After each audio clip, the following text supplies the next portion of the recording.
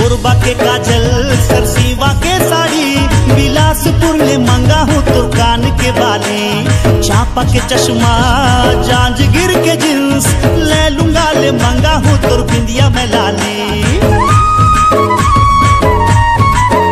हाँ कोरबा के काजल सरसीवा के साड़ी, बिलासपुर ले मंगा हूँ तो कान के बाली, चांपा के चश्मा जांजगीर के जींस, ले लूंगा ले मंगा हूँ तोर बिंदिया में लाली।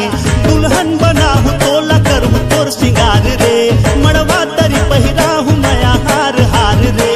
मेरे गढ़वाला राजा तेरे पुरवाली रानी, आकर ले मोर से प्यार प्यार रे।